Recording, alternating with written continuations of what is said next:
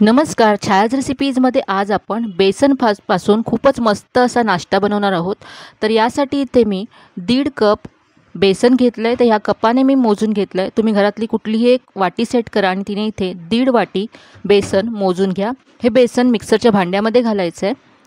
यानंतर यामध्ये हिरव्या मिरच्या घालायच्यात. इथे मी 2 हिरव्या मिरच्या तुकडे करून घेतल्यात. यानंतर यामध्ये 1 चमचा साखर घालायची. नेहमीचा जो पोहे खाण्याचा आपला चमचा असतो त्याने साखर मोजून घेतली. यानंतर यामध्ये अर्धा चमचा मीठ घालायचं आहे. आता यामध्ये 2 चिमूटभर हिंग घातलाय आणि इथे चिमूटभरच मी हळद घातली आहे. यापेक्षा जास्त हळद इथे घालायची नाही आहे. आता यामध्ये 2 चमचे लिंबाचा रस घालायचा आहे. एका लिंबाचा रस आहे आणि चमच्याने मोजला तर 2 चमचे इतका रस आहे. आता यामध्ये पाणी घालायचं आहे. तर ज्या कपाने आपण बेसन मोजून घेतलं त्याच कपाने इथे आपल्याला 1 कप पाणी यामध्ये घालायचं आहे. आपण 1.5 कप बेसन घेतलं होतं तर 1.5 कप बेसनासाठी आपल्याला इथे 1 कप पाणी लागणार आहे. आता हे सगळं आपण मिक्सरला फिरवून घेऊया. तर इथे पहा, अशी ही पेस्ट तयार करून घेतली आहे.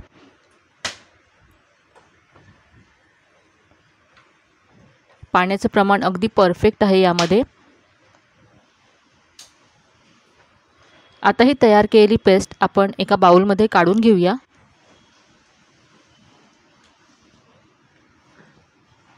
आता हे पीठ आपण बाजूला ठेवूया.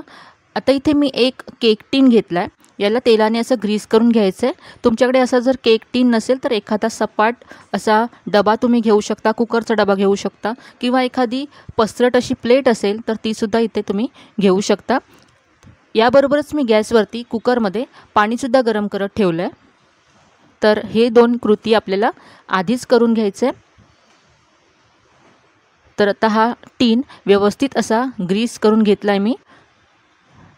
आता हा बाजूला ठेवूया आणि जे आपण पीठ तयार करून घेतलं आहे तर यामध्ये आता आपल्याला पुढचं साहित्य घालायचं आहे.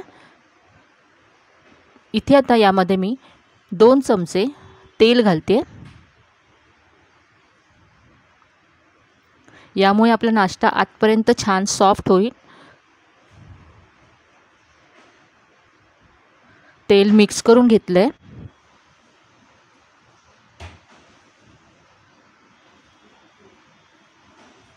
तेल पिठामध्ये व्यवस्थित मिक्स करून घेतल्यानंतर यामध्ये आपल्याला 1 चमचा इनो घालायचं आहे.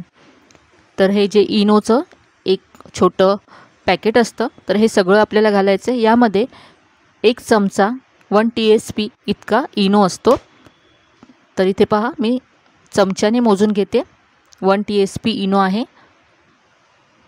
हा सगळं आपल्याला इथे घालायचं आहे. मिक्स करून घेऊया. इनो घातल्यानंतर लगेचच आपल्याला मिक्स करून हे आपल्याला टीनमध्ये काढून घ्यायचं आहे आणि लगेच वाफवण्यासाठी ठेवायचं आहे. म्हणून ही प्रोसेस आपल्याला थोडीशी फास्ट करायची आहे. पहा, इनो घातल्यानंतर पीठ हे छान फुललं आहे, छान हलकं झालं आहे. आता लगेच आपण हे या टीनमध्ये घालूया.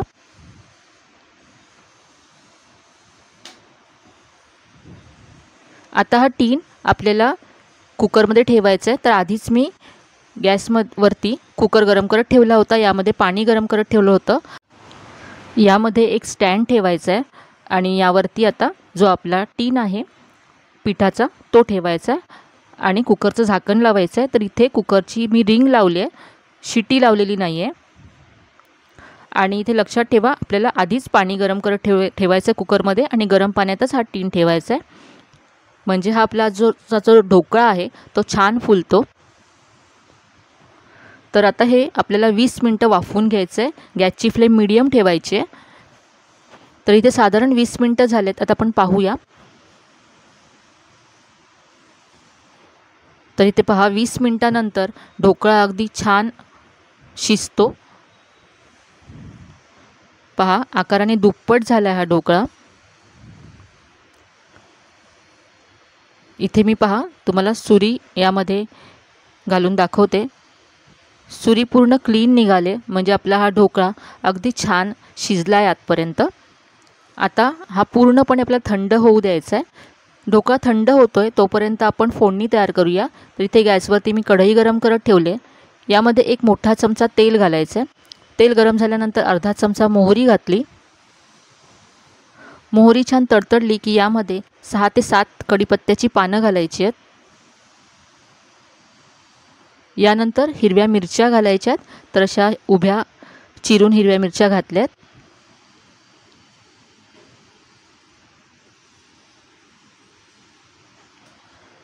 आता यामध्ये अर्धा कप पाणी घालायचं आहे.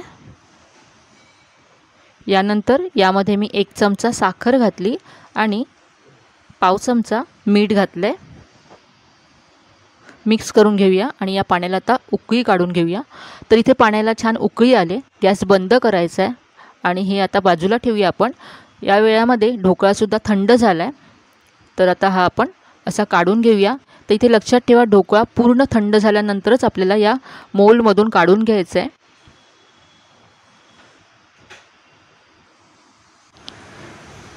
तर अशा पद्धतीने तुम्ही ढोकळा एकदा बनवून पहा. अगदी परफेक्ट मार्केटसारखा ढोकळा तयार होतो. तर इथे पाहू शकता मस्त जाळी आली ढोकळ्याला.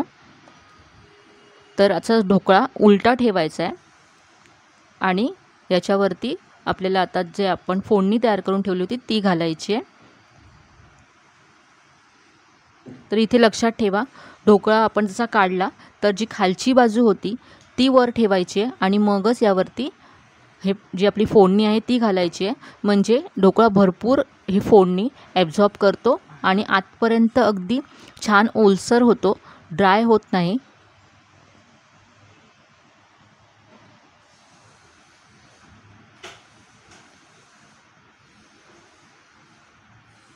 तर पाहू शकता किती मस्त दिसतोय ढोकळा. तर याला असंच मी 5 मिनटं ठेवलं आहे आणि 5 मिनटानंतर आपण याचे पीसेस कट करूया. तर ढोकळ्याची जाळी तुम्ही पाहू शकता. आता इथे आपण ढोकळ्याचे पीसेस करून घेऊया.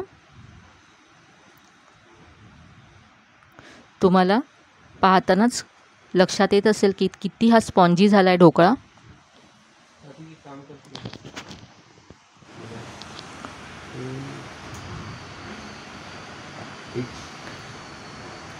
तर नाश्त्यासाठी अगदी झटपट हा ढोकळा तुम्ही बनवू शकता. खूप कमी साहित्य हा ढोकळा बनवण्यासाठी लागतं आणि अगदी झटपट होणारी कृती आहे. पाहू शकता अगदी जाळीदार आहे.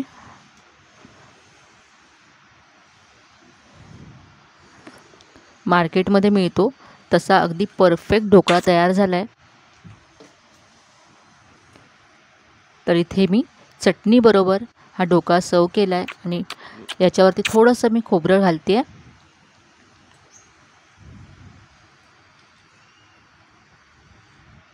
तर तुम्हीसुद्धा नक्की असा ढोकळा बनवून पहा.